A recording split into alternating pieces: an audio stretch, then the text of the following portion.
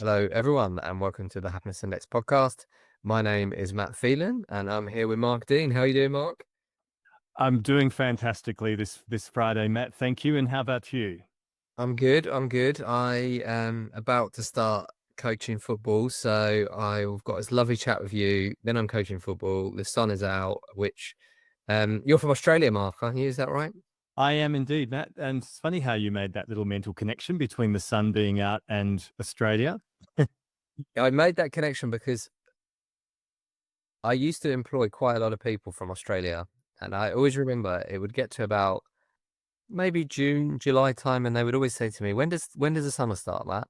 And I would always say, "This is it." And there was definite disappointment, and I think I do think some Australians come to work in Europe, and that some stay forever, but some stay for 6 months when they realise what the weather's like. Yeah, they tend to get a little bit depressed and go home. Interesting conversation, particularly your focus on happiness, Matt. And Yeah. there's probably a whole other conversation in there about impacts of blue sky and sunshine on our brains and neurochemicals. But I know that's not why you invited me here. As you know, I No. regret. No, but there is a data point on it. We found that if you it's why data is so powerful, because if you said to most people, are people happier when the sun is shining or not?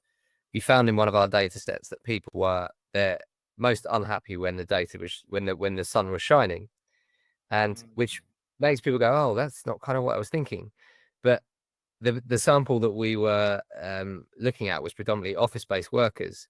So it was people looking outside the window going, I wish I was out there in the sunshine. So I always think data is really good at busting assumptions, because most people would assume that you'd be happier when the sun is shining. But if you dig a little bit deeper, sometimes it's a bit more nuanced. Isn't that neat? I hadn't heard of that, but it makes sense, doesn't it? It's like I'm being deprived of something that I can see is there. Yeah. Whereas when it's dark and gloomy and you're inside the office, you look outside and you kind of go, "Oh, well, whatever. I'm quite happy to be inside." Yeah, definitely. So Mark, please introduce. Okay, we'll do. So thanks very much for having me here, Matt. So I am a brain and mind scientist. And basically what that means is think about everything to do with the structure and functioning of our brains and our nervous system, including our neurochemicals, plus behavioral science and psychology wrapped into one sort of multidisciplinary field.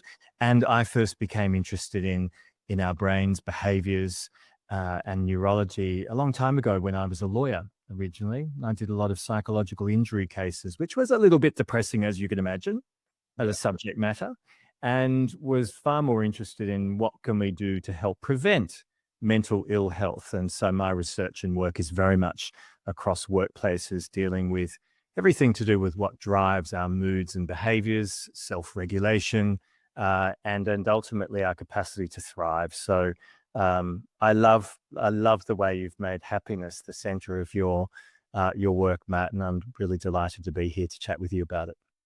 Thanks, Mark. Interesting question. Well, the listeners to decide whether it's an interesting question. It's a question that I'm interested in, which is, when you described what you do there around the brain and everything, I remember studying A-level psychology, and like that was before even people talked about stuff like the brain so regularly at work. And there was this kind of like weird stigma about it. Like people thought that you were trying to read their brain. Mm. All this kind of stuff. Where are we on that spectrum? Because I think people generally, because of podcasts and things, they're more interested. If you meet someone at a party, what sort of responses are you getting? Are you getting people who are interested? Are some people scared of what you do, Mark? What's the general? Where are we in the world with this stuff? It's a great question, actually, Matt. A long time ago, I used to have a lot of people say, "Oh, are you going to read my thoughts? You're analyzing me, aren't you?" Exactly that sort of construct that you mentioned of, "Oh, should I be wary?" And but now I find a lot more people, and I think we're in an age where so many more people are attuned to the whole conversation about mental health, and so many more people are talking about their own mental health in a much more open, destigmatized community context. So I tend to find much less of that. And people dive into things like, oh, I have a sister who blah, blah, blah, blah, blah. And I'm having a lot more people now say things like, oh, I've just been diagnosed as ADHD. or Yeah. I'm on the spectrum, and telling me things that I just never would have heard a long time ago.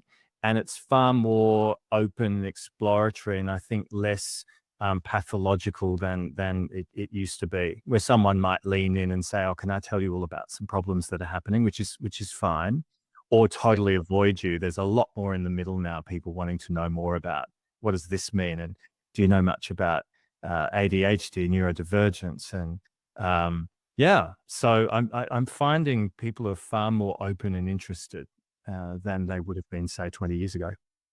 And in the world of work, just specifically CEOs, are CEOs engaging with this, Mark?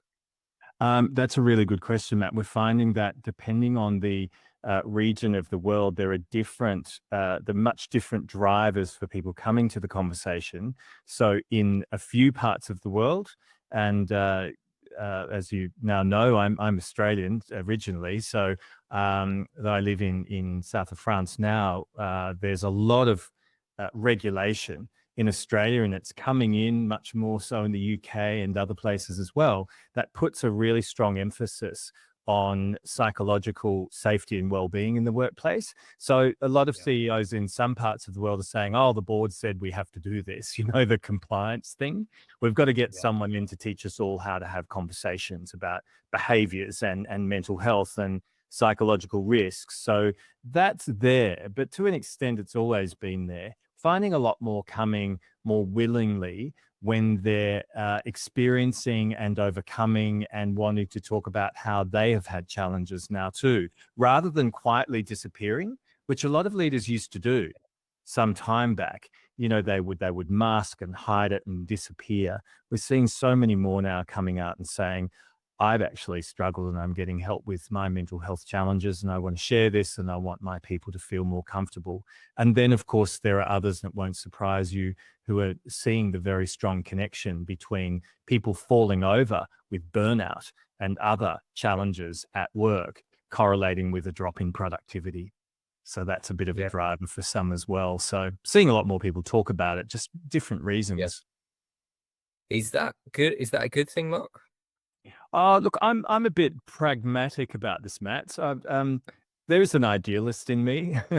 One of the things that I really love about your work is that unashamed focus on happiness because, and I've always been very focused on kindness and the benefits of kindness. And I've always felt very deeply for and with people who are subjected to a lack of kindness and the harm that that can do in the world. So for me, the idealist says it should all be about being a good person and being kind to people. The pragmatist says, well, whatever the driver, we're in the room and we're helping people to be happier. We're helping them to be kinder human beings who have more trust in themselves and each other, regardless of the reason why we're invited in to do it. Yeah, that's fascinating. And I think that's almost especially in a very polarized political world, that is almost a we had Lord Richard, we had Jan Emmanuel Deneve on one of the recent podcasts. He does a lot of research around happiness at University of Oxford, and he was talking about Lord Richard Layard, who campaigns a lot in this area. Um, but it gets and he's managed to achieve it not becoming political. It stayed pragmatic, aka he will work with anyone that is prepared to put well-being at the center of policy making. Is his kind of view. So it's super interesting. Michael, I just want to go into your career and into the latest bit. Like, can you just tell us about some like juicy things that you've worked on in the last few years that get your brain going? I love that. Thanks, Matt. I'd love to. The juicy things that get my brain going. Well, we've been working on a program that is global with a large professional services firm, a management consulting firm that is very keen to get to the nub of how do we help our people to thrive, to build upon their capacity to get the rest that they need when they need it, to run a little bit like what you might expect of an elite athlete. But we're looking at the brain as the mechanism and the muscle rather than the physiological, the body. And so That's a really neat project. And essentially, we're applying all the things that you would apply if you're an elite athlete. You wouldn't expect of yourself to go and do a marathon and then go and do another one. You'd have some downtime and rest. But the Yeah. unique thing that we know about the brain is we have these networks, and there's one in particular called the default mode network that's constantly scanning and telling ourselves stories. And it could be about the external environment or what's going on for me and what am I not doing and what should I be doing.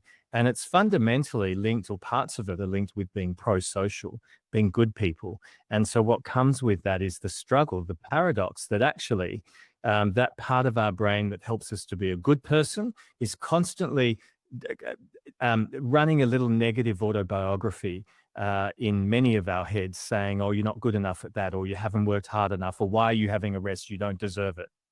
And so, literally, doing our heads in around things that we know are crucial, like downtime and rest, and giving yourself a bit of a break. And so I've done a lot of work on this in terms of the impacts of our default mode network and helping people just to lean into and using some well proven techniques, mindfulness based cognitive techniques, acceptance and commitment therapy based techniques, just to settle that and not fight with it, just to notice it and say, huh, here's my brain telling me a story, trying to help me be a good person. That's interesting. It's just a thought. That's fascinating because as soon as you would start talking about it, I was thinking to myself, how do I recode that? How do I change that? But what you're saying is actually not. You're actually saying it's there. It's like when it's a cold morning and you can see your breath in the air. It's just there and you just notice it. Yeah. And but once you notice it, it's not in control of you. Is that kind of what you're saying, or can we recode it? Where are we on that, Mark? What a beautiful analogy, Matt. It's exactly that. It's an acceptance-based technique that, and I love that sort of visual of the breath in the air and the cold, and you're noticing it. And there's something really lovely about that because there's an external example of something that's happening all the time internally. You know, that little voice that's constantly scanning and going, wonder what's going to happen next. And, oh, did that person look at me in a funny way? And da da da da da da. It's constantly going on. And we tend to put ourselves, and this is the way that we think and understand the world, at the center of everything. And I often think about this as the bus principle. Imagine this: you're getting on the bus and you just sort of looking and you happen to notice someone. And did that person just give me a dirty look? Hang on, is there something? They look like they were scowling at me. What have I done? What's wrong with me? Blah, blah, blah, blah, blah. And suddenly you amp yourself up with this story you're telling. And that person is probably sitting over there, staring off into the distance. You walked into the middle of it just as they thought, oh no, I forgot to call my mum back. Yeah. And they Yeah. get this look on their face, and suddenly you're in the center of that world. And I think it pays for us just to notice some of these things, to step back and say, like that cold breath in the air, we can just notice these thoughts Yeah. and recognize them as thoughts rather than as facts, because how on earth would I know? And who am I to say what's going to happen next or what someone thinks of me, et cetera, et cetera? And by doing that, it's a diffusion technique. So you're basically saying, I'm not caught up in, and I am not that thought. I'm just watching it. So already it's lost some of its power over what happens next in my head. It's fascinating. I had that at an event. I was invited to speak to this event, but when I got there, it was in some of the other speakers was so high profile, intimidatingly good that I saw two of them laughing, and they hadn't seen me, but in my head, I thought they were laughing at me, Yeah. and I had to say to myself, there is logically no way they don't know that I've Mhm. entered the room. They probably don't even know who I am. But I had to speak to myself and say, well, this is just absolute. I had to tell myself this is not true. It's a great example. And, you know, this is your default mode network in action, a little part of your brain scanning for risks, but also questioning. It's that negative autobiographical brain. And it's actually comes from being pro-social, from being a good person. So I've already worked this out about you, Matt, both in terms of the work that you do and our discussion earlier. And yeah, I can tell you are a good person. And one of the things that is really clear that um, good people can't really be good people without questioning, am I a good person? And so this part of our brain's responsible for that, of course, doesn't come in a perfect proportion, isn't always sort of telling stories at the right speed or in a proportionate way. So it gets out of control and it says things like, well, I'm no good compared to those others. Or did they just look at me? Oh, they must be laughing at me. I'm no good. And this is a classic sort of yin and yang problem or paradox where you've got something we need in order to be a good person that questions, am I a good person? Also, having a go at us and being the cause of great suffering in many cases. Yeah. Yeah. Uh, just a quick question on that, on voice. As I think I mentioned, I coach children football. Yeah. Um, Another great coach gave me a great little bit of advice, and they said to me that your outer voice becomes your team's inner voice. Mm, And interesting. Yeah. I don't know whether you just think that is just a nice framing thing, because to me it's a nice framing thing actually. It's just a nice way for me to think. Or do you think that there is something in that? I'm reading Andre Agassi's autobiography at the moment. I know it's a bit of an old one, but he's if you haven't read it, his relationship with his dad is super interesting, and I don't want to say anything other than that. But he Mm, believed that his dad was so hard on him all the time that then his dad's voice became his voice. mm. Yeah, but it was stuck inside him for many, many years. Any thoughts on that, Mark? And is that different to what you were talking about here? It's very closely related. What a lovely example, man. Because I think, you know, when you are and that advice you get from a coach about coaching is so on the mark of what we know about the impacts of power structures and where parents are involved. And you've got these 11-year-old kids, these young girls who are looking to you for leadership, and their brains are still developing, and they're very susceptible to the messages they get, as we are throughout life from social signals in many respects. So what's happening here is Yeah, we are recording the messages and the signals we're getting from the power structures that are telling us whether we're okay or we're not okay, and that are telling us whether we're safe or we're not safe, or we need to be more like this rather than like that in order to be accepted, which goes to our very survival. And so when you think about it in tribal terms, you know, we haven't really, our brains haven't evolved that much since the days of the caves and the clan of the yeah, cave bears, you know, that kind of stuff. We haven't evolved that much in terms of brain structure and functioning. And we're constantly assessing to answer this question, am I safe? Am I going to eat? Am I going to have shelter? Am I going to, and so on. And the power structures that create those inner voices and responses play a huge role in our levels of confidence in ourselves and our feelings of safety. So as a coach of a team at any stage of life, let alone a bunch of younger people, you know, your words really do matter, and they create and influence the inner dialogue of another person. So we know this in workplaces as well. If you go to work and you're subjected to belittling behaviors constantly, it's going to drive up your yeah, distress levels. Your oxytocin levels go down, which is the love drug responsible for our feelings of safety. That helps activate our rest and digest system, so we become distressed, and you know, the inner voices become a little bit like, I'm no good, I'm useless. And so yeah, I think there's a lot to that. These young yeah, people are looking to understand and validate or otherwise who they are by reference to what you're saying and how you're behaving around them. yeah. So, Mark, I've had so many follow-up questions. We haven't got past the first question yet. So, there is a question. Like, well, for a second, my brain was saying skip this question because we've got loads of other good questions. But you can't be the first guest that I've ever had on to not ask the ultimate question, which is, please share with us what makes you happy, Mark, personally. Oh, wow. That's a big one, Matt. Thank you.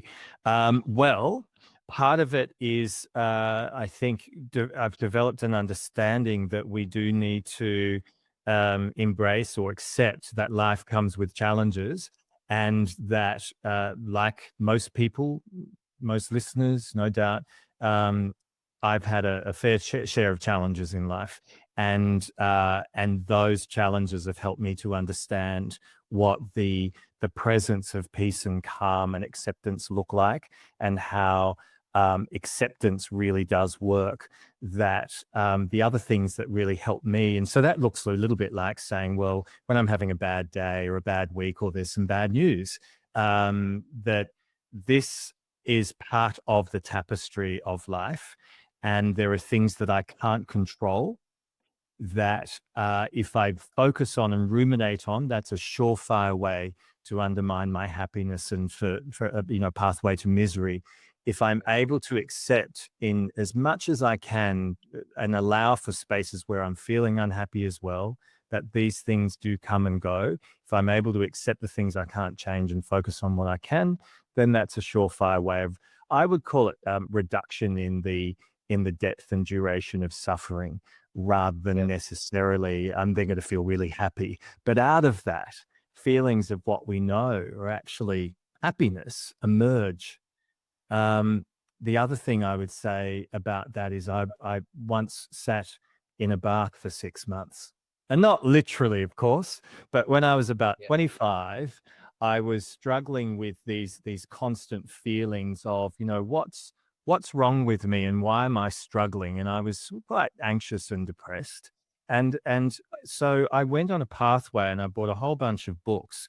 And I think I read every book that the Dalai Lama ever wrote.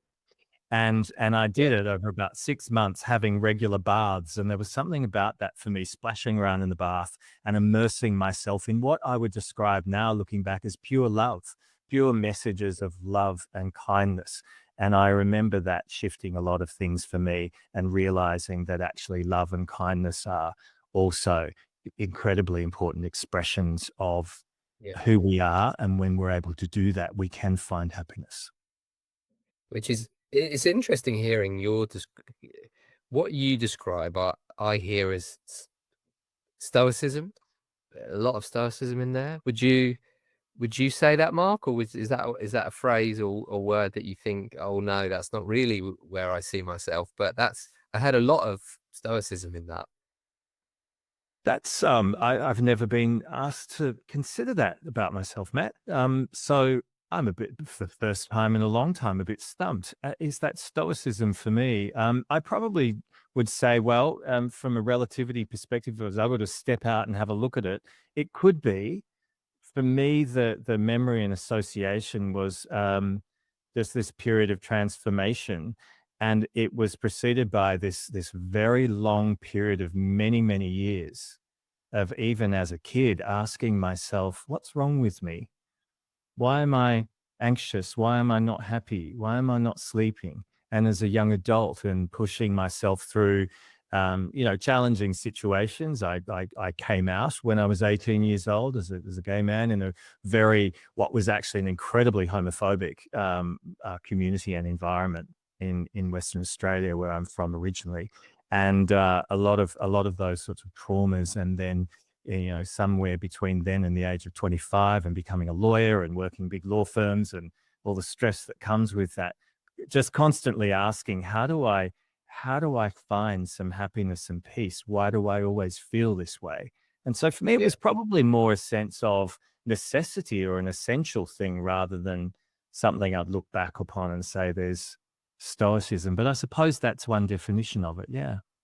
Well, I suppose now I listen to you explain it, maybe that, as you say, we haven't evolved much, and whatever labels we put on these things, that you went into a deep period of kind of discovering about human nature, and you were test case sample A for yourself, weren't you? And someone might call that stoicism. There's parts of religion around that, isn't there? So I Yeah. suppose that was just what was in my mind. But we're gonna move on, because even though I'd love to stay, I would stay on that. Interestingly, I think we'll probably end up calling this podcast something to do with benevolence, but benevolence isn't a word I actually ever really use. It's not something I ever really hear people use, even though I think most people probably know what it means. So my Mm. first my first question is, what is benevolence? Well, interesting question. I used to talk a lot about kindness as well, Matt, and compassion, and somewhere I found that when you get this sort of, and I work in a very corporate world, and you would get this sort of glazing over, and some people would lean into conversations about kindness and compassion, and otherwise their heads are moving on to something else. And so I was sort of doing a lot of research over the years and framing, and I decided for quite some time that the best way that I could express this is just by acting it out rather than actually naming it. And then I started to think, well, coming back full circle, we've got to bring a naming of this back in. The nomenclature of kindness and compassion has got to find a space in the corporate world. So I started to research benevolence, and so benevolence is a nice way to think about essentially a kindness of intent. My intentions are good. And when we talk about all the things that we see that create conflict geopolitically, and it's the same in big sort of meta human communities as it is in small human communities in, say, a workplace or a boardroom or a law firm, where you've got the biggest challenges being faced by people, I think fundamentally because of the protectiveness and negative assumptions we make about others. And so we know, for instance, benefit of the doubt, benefit, interesting sort of connection there. Benefit of the doubt that someone intends well is actually a huge protective factor in terms of productivity and conflict resilience in human communities at work and in broader community contexts between countries. When I assume someone means well, I'm far less likely to activate, and the brain and mind science is very clear on this, from a fight, flight, freeze, or fawn perspective. And when that activation happens and we go into fight, flight, freeze mode, fundamentally out of fear that someone intends me harm, Mm. we get obviously conflict escalation. People get angry and they go into fight mode, and then it's all on.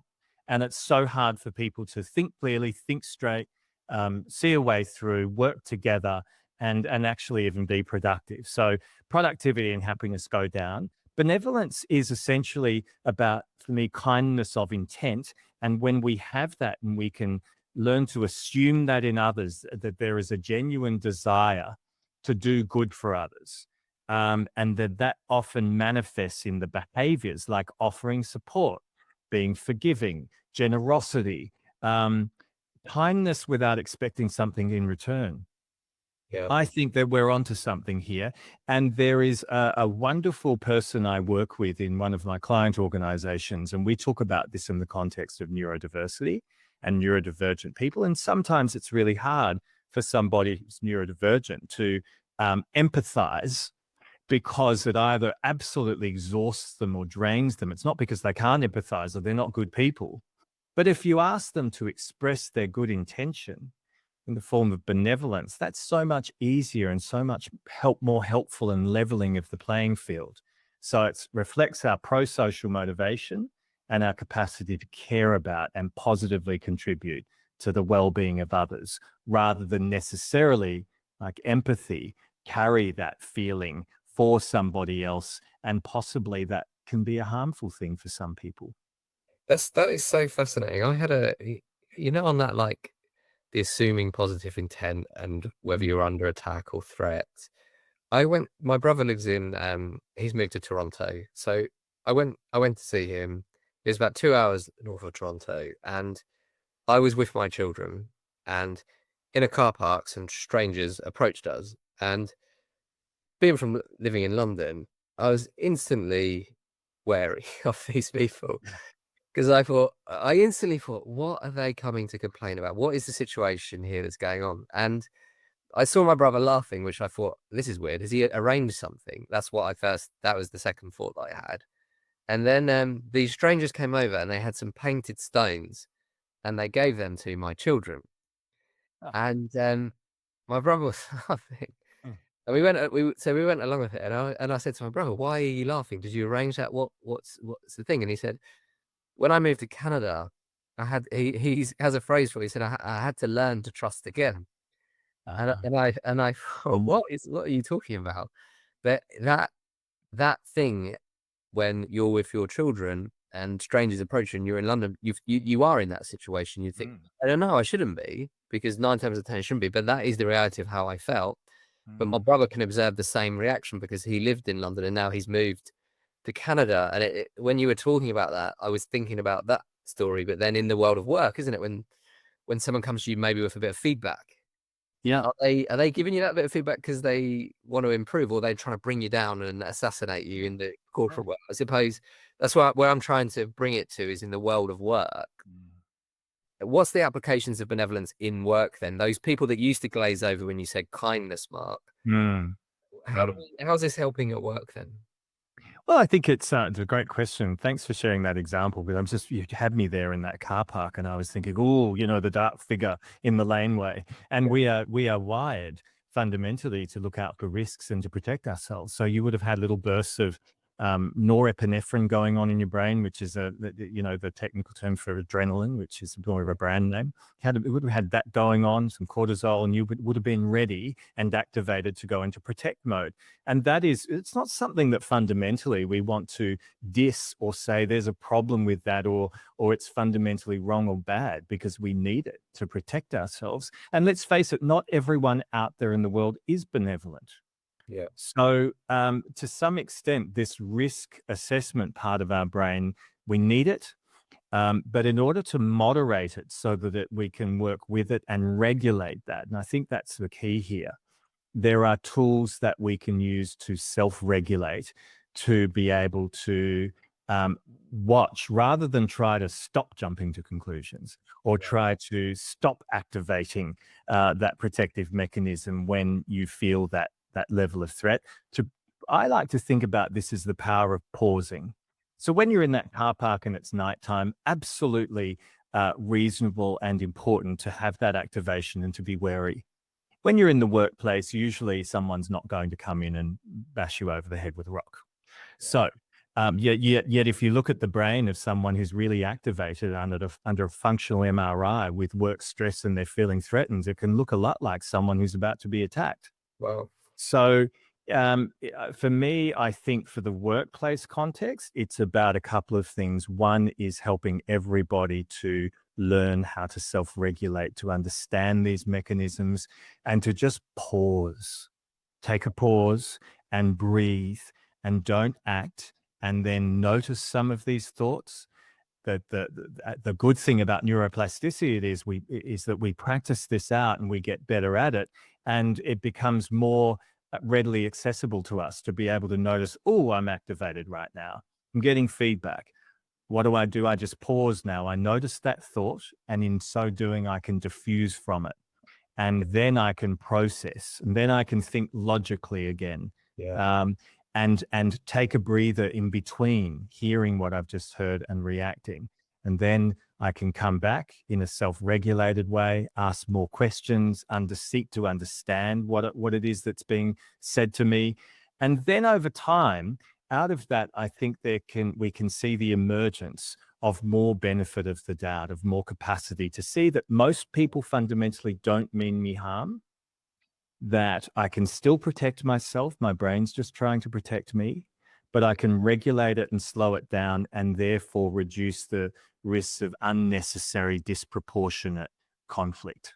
Yeah. I think the more I'm hearing about your work, Mark, the more I'm learning that there's an obvious point here around self-awareness, but there's a deeper point here about being able to take a step out and almost slow down and see your brain and your heart and your body and everything functioning, and be able to take a step out and actually look at it and in a way almost laugh at yourself of like, this is just what's happening. That's like someone's pressed the doorbell and then that means that happens. Absolutely spot on. And just to take that lighter approach, it's about understanding that I am a human being. There is nothing overly unique or inexplicable about what I'm experiencing right now. And we know that this will happen whether there are facts to support this reaction in me or not. My body and brain are going to try to protect me.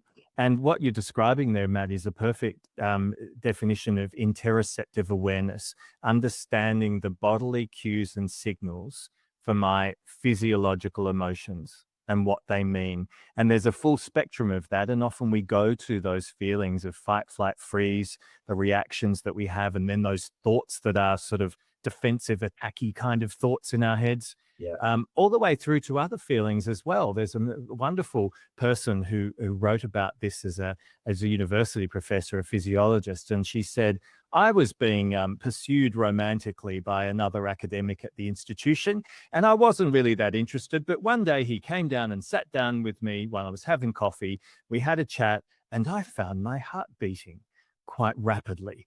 I was getting a bit flustered, and I felt a tingling sensation, and I agreed to go on a date with him.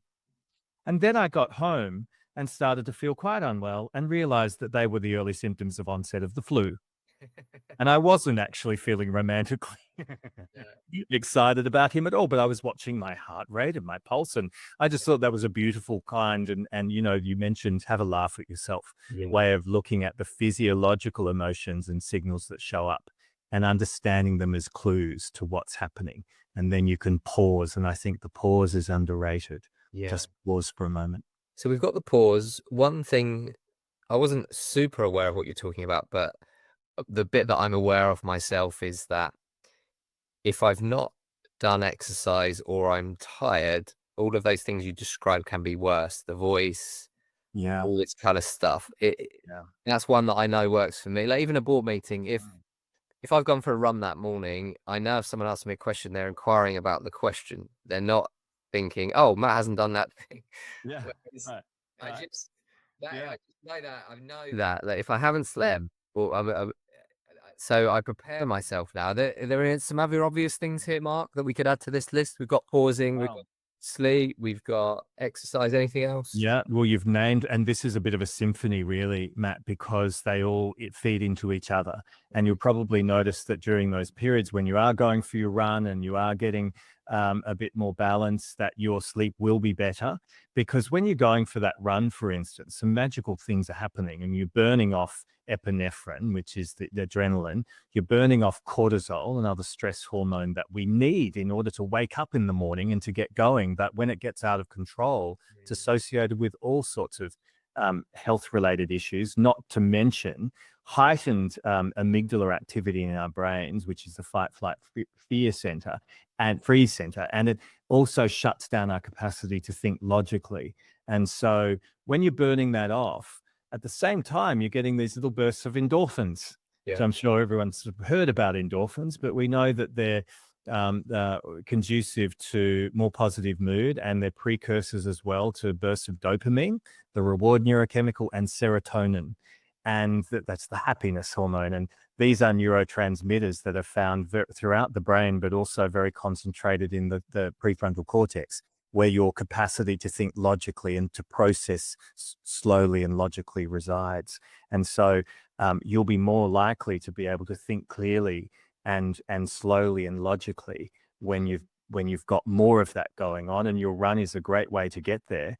The other thing about endorphins is that they're a natural pain reliever, and we know that that also extends to even emotional pain and grief and loss. So yeah, you've touched on something really important there. Mindfulness, not even in the necessarily in the context of meditation, but simple mindfulness techniques, grounding techniques like breathing, focusing on a few deep breaths can have huge physiological impacts and also reduce cortisol levels and enable us to think more clearly in the moment when we are feeling hijacked. What did that person mean by that? Now I'm stressed yeah, and I'm angry.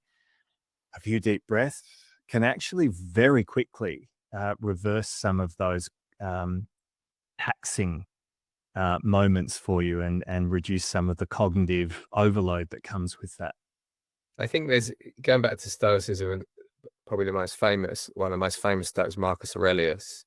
There's an interesting thing around that point around how the original definition of meditation was journaling. Mm, And I always think about mm, everyone on your point on mindfulness. Everyone's got to kind of find their own version of mindfulness. So for me, it'll be running and football. For someone, it might be journaling. Some yeah, people, it might be active meditation. mm, Whatever it is, gardening. I feel like yeah, that's an important thing. yeah. Activity. Find whatever that thing is for yourself. That's a beautiful thing to recognize that we are all unique. We all come with our own unique psychosocial makeup, you know?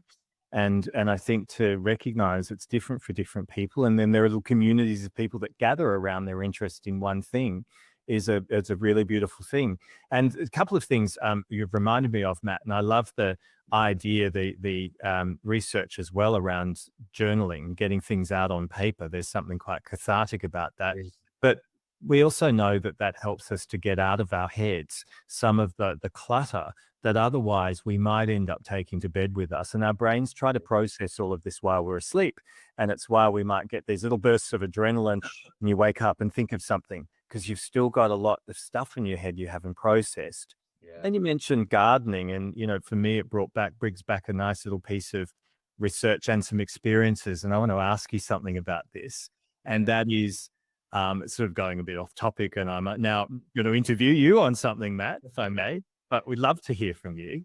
What is something that gives you, when you think about something that gives you a sense of awe, you know, where it really takes your breath away and you feel deeply grounded, your head is no longer filled with other things, and there's something or some situation or place you're in where you just go, ah, and it almost takes your breath away.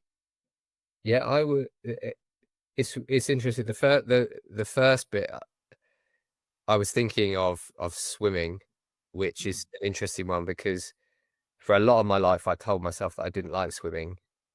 mm, What actually, I used to say I hate swimming. What actually I meant is I couldn't swim, so I just needed to learn to swim.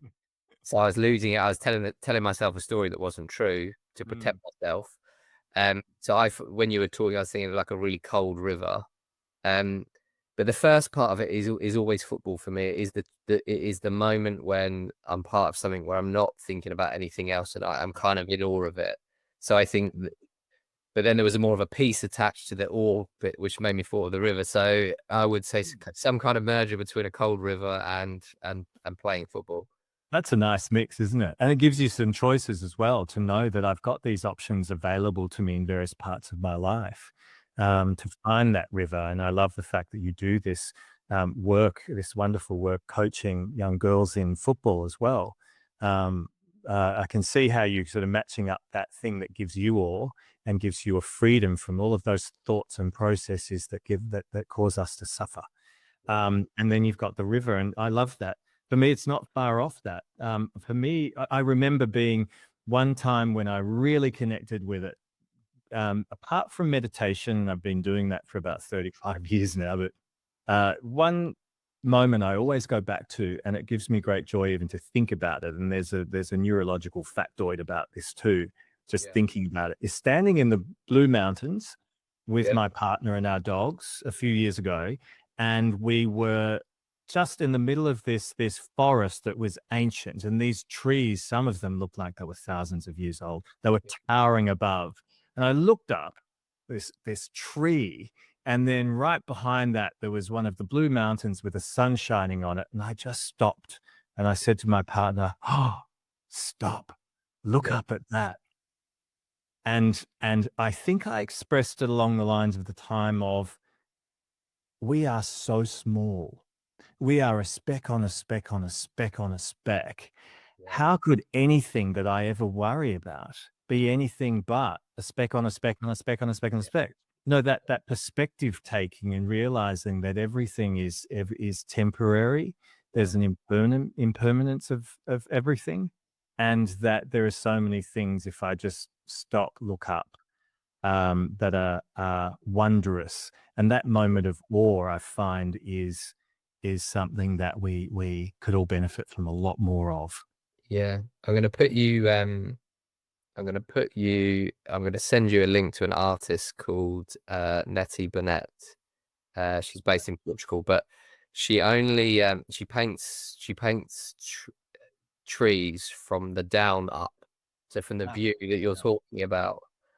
yeah, I'll send you if you're listening, go and check it out. But it's funny. fantastic. Most times when you see a picture of a tree, you see it like side on. Yeah. No work is like up, and it's like as you were talking, I was thinking I could see the Wow. on those trees that you were talking about. That's taken me somewhere, Matt, even just the visuals of that. Thank you. Yeah. And it reminds me of Yoko Ono's 10,000 Red Balloons. Yeah. And which is literally the art. We've just said it. So you picture 10,000 red balloons, and that's your experience Yeah. with the art. And there's something about even just talking about the things that give you awe that we know are releasing, dopamine and serotonin and lowering our stress levels and enabling us to use the power of our imagination Yeah. to take us to happy places as well. Not to the extent of avoiding the realities of life, but Yeah. just to find those moments of Yeah. balance. Yeah. We've got 6 minutes. So I've got three questions. So we're going to go into Right. like we're going to pay some. Power, power I'll tell mode. you. I'll tell you one experiment we did with our MD Tony. We read that if you sit under a tree, it reduces your blood pressure. Yeah. So he had his smartwatch. So we had a meeting under a tree, and we looked back at his data, and his lowest point was when we had that meeting under the tree, which Mm. in that week, which there's a whole other conversation I'd love to have about how Mm. you design the future workplace, but I'm not going to go there because we've only got 5 minutes. Okay. Um, Sorry, Mark, were you going to say something if I go quick fire you with three questions? Go for it. Thanks, Matt. Cool. Okay, so these are massive questions. I don't know how the hell you're going to do this in like 60 seconds a question, but is there any important research in this area you would like to share with us on benevolence? Hmm. Yes, I like the research. Well, the World Happiness Report that you know a lot about, Matt. Yeah. 2025, there's some key takeaways. And benevolence, there's been a bump in benevolence post pandemic, and it remains. Benevolent acts 10% higher globally than pre pandemic levels in 2025, which is really neat. And the expectation of benevolence also highlighted in the report, can shift our levels of happiness. In other words, those communities where people are expecting to receive more benevolence tend to be happier. And so there's some really neat research there outlined in the 2025 Global Happiness Report. I'd encourage everyone to have a read of. Yeah, definitely. And that for those that have not read it, that was one of the main themes. So please do go and check it. Yeah. And now we have the world of AI, so you can get it to summarize the bits that you want as well. So you can literally go in and say, summarize the bits on benevolence for me. Yeah. And this is it. You managed to combine two questions there. So, but you get a bonus point, which means you get 2 minutes to answer this next one. And I think you've done a lot of this already, Mark. So this is probably a good summarizing question. But what is going on in the brain during the acts of benevolence? Wonderful, wonderful things, Matt. So, what we see is during acts of benevolence, various parts of the prefrontal cortex switch on and go into hyperconnected mode. There's a part of the prefrontal cortex that also dials up in activity that is responsible for our capacity to self regulate. We see much more activity in the hippocampal function, which is the memory center. So we're much more likely to remember things. And the skin conductance tests that we can run show drop in cortisol levels, the stress hormones. So we know serotonin's going up, the rest and digest states becoming more active, and the fight, flight, freeze state is going down. And that's conducive to feelings of happiness and well-being. And that is even more conducive to better digestion and better sort of gut health and overall capacity to, as the language suggests, rest and digest. So benevolence on the part of the giver of that benevolence actually increases happiness as well as, of course, for the recipient. That is fantastic, Mark. Mark, I've got one final question, and normally I'll send the person I'm interviewing into a time machine, but in this particular case, I'm coming in a time machine with you. We're going back to meet the 16-year-old you, and one the listeners don't know is that I missed the first time I was supposed to record this because Yeah. I had an absolute disaster. And Mark said to me when I came on today, and I was apologizing, just be kind to yourself about it, which is definitely a theme. So we are gonna meet we're gonna meet the 16-year-old you, and that the 16-year-old you doesn't know who we are, doesn't know that you're gonna grow into you. And they're gonna ask us for advice, and I'm gonna say, make sure you be kind to yourself, because I know about all the stuff to do with the bath and everything that's coming up. But what would you say, Mark? So I've given the be kind to yourself. What would you say to the Mm. 16-year-old self Mm. if we were there? Hmm. It's a great question, Matt. What would I say to myself? I think I would say, understand that not everything that your mind tells you about you is true. And these are just thoughts, they're not facts.